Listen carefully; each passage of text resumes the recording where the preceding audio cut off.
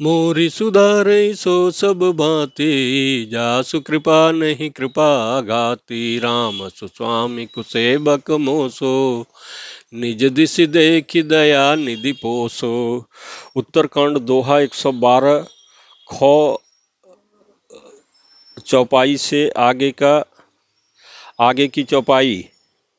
सुनु खगेश नहीं कछु ऋषि दूषण, उर प्रेरक रघुवंश विभूषण। कृपा सिंधु मुनि मति करि भोरी, लीनी प्रेम परीक्षा मोरी। मन बच क्रम मोहि निज जन जाना, मुनिमति पुनि फेरि भगवाना। ऋषि मम महतशीलता देखी, रामचरण विश्वास विशेषी।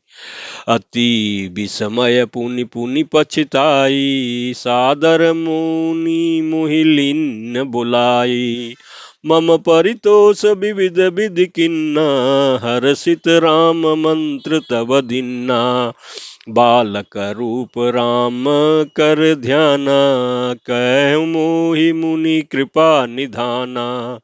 सुंदर सुखद मोहि अति भावा, सो प्रथमहि मैं तुम्हि सुनावा। मुनि मोहि कछुक काल तह राखा, रामचरित मानस तब भाषा।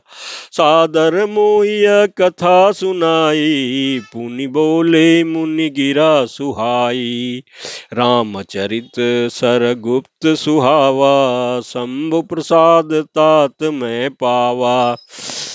तो ही निज भगत राम कर जानी, ताते मैं सब कहूँ बखानी। राम भगत जिनके उर नाही, कबहु न तात कहीं तिन पाही। मुनि मोहि विविध बात समुझावा, मैं सप्रेम मुनि पद सिरुनावा।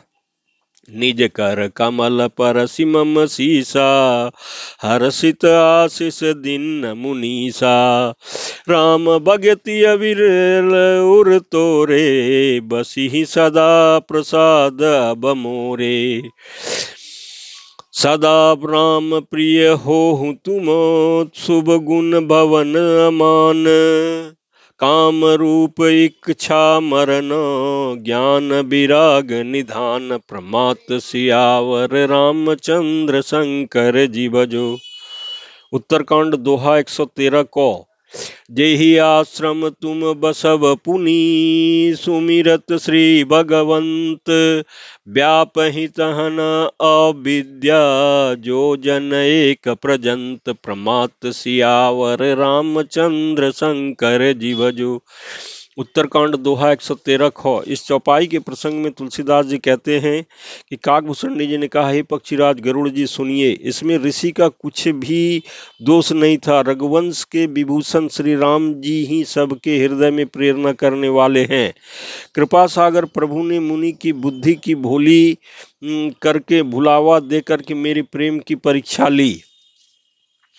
संत वचन और कर्म से सब जब प्रभु ने मुझे अपना दास जान लिया, तब भगवान ने मुनि की बुद्धि फिर पलट दी। ऋषि ने मेरा महान पुरुषों का सा स्वभाव, धैर्य, आक्रोश, विनय आदि और प्रभु श्री राम जी के चरणों में विशेष विश्वास देखा।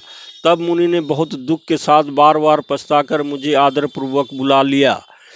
उन्होंने अनेकों प्रकार से मेरा संतोष किया और तब हर्षित होकर मुझे राम मंत्र दिया। कृपा निधान मुनि ने मुझे बालक रूप श्री राम जी का ध्यान की विधि बतलाया।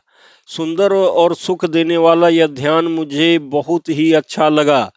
वह ध्यान मैं आपको पहले ही सुना चुका। मुनि ने कुछ समय तक मुझको वहां अपने पास रखा। तब उन्होंने रामचरितमानस वर्णन किया। आदर पूर्वक मुझे यह कथा सुनाकर फिर मुनि मुझसे सुंदर वाणी बोले, हे तात, यह सुंदर गुप्त रामचरितमानस मैंने शिव जी की कृपा से पाया था।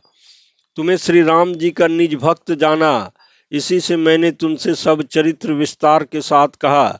हे तात, जिनके हृदय में श्री राम जी की भक्ति नहीं, उनके सामने इसे कभी भी नहीं कहना चाहिए। मुनि ने मुझे बहुत प्रकार से समझाया, तब मैंने प्रेम के साथ मुनि के चरणों में सिर नवाया। मुनीश्वर ने अपने कर कमलों से मेरा सिर स्पर्श करके हर्षित होकर के आशीर्वाद दिया कि अब मेरी कृपा से तेरे हृदय में सदा प्रगाढ़ राम भक्ति बसेगी।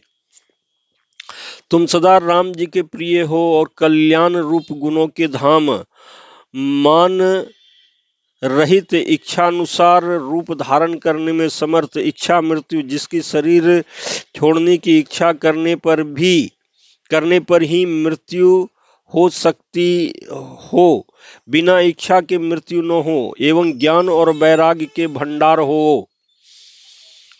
इतना ही नहीं, श्री भगवान को स्मरण करते हुए तुम जिस आश्रम में निवास करोगे, वहां 1 योजन 4 कोस तक अविद्या माया मोह नहीं व्यापेगी।